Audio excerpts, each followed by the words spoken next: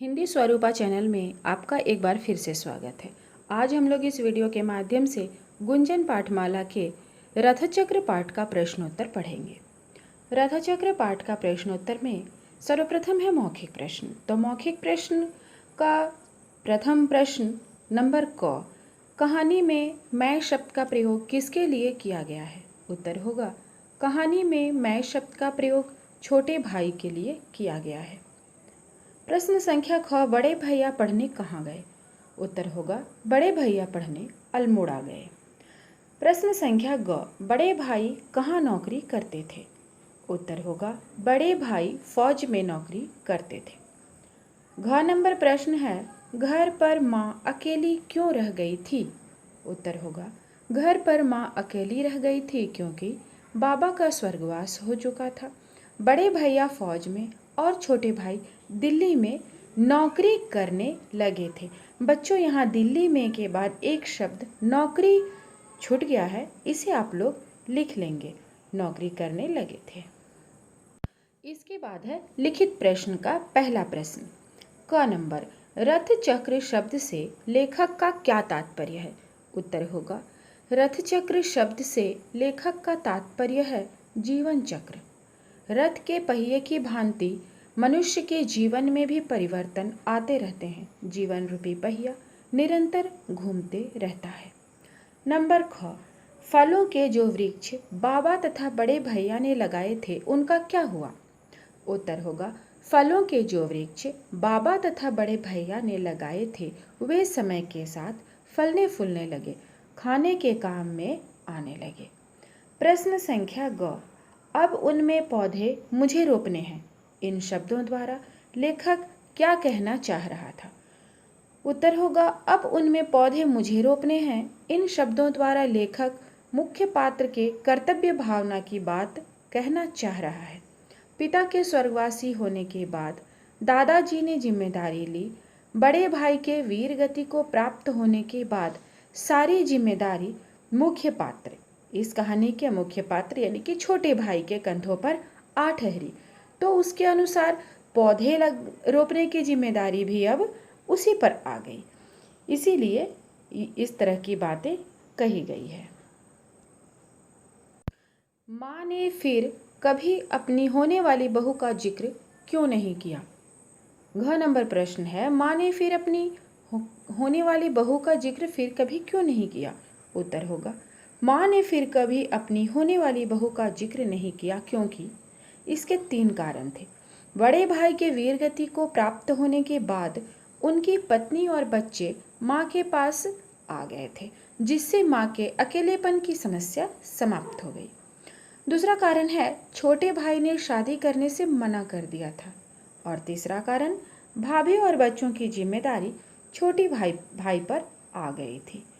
इसके बाद का प्रश्न है, कहानी के किस पात्र ने आपको सबसे अधिक प्रभावित किया? कारण सहित लिखिए। उत्तर में लिखेंगे कहानी के पात्र छोटे भाई यानी कि मुख्य पात्र ने मुझे सबसे अधिक प्रभावित किया।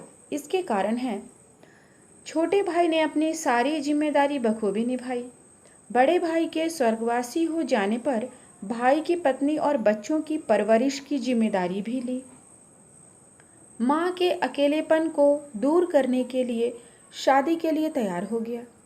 बड़े भाई के स्वर्गवास हो जाने पर शादी का विचार त्याग दिया क्योंकि उनके ऊपर जिम्मेवारी आ चुकी थी। दादाजी और बड़े भाई की तरह उसने भी फलों के पेड़ लगाए। इसके बाद का प्रश्न है, बड़े भाई को छोड़ने आते समय बाबा ने उनसे क्या क्या बातें की होंगी? उत्तर में लिखेंगे बड़े भाई को छोड़ने आते समय बाबा ने उनसे निम्नांकित बातें की होंगी।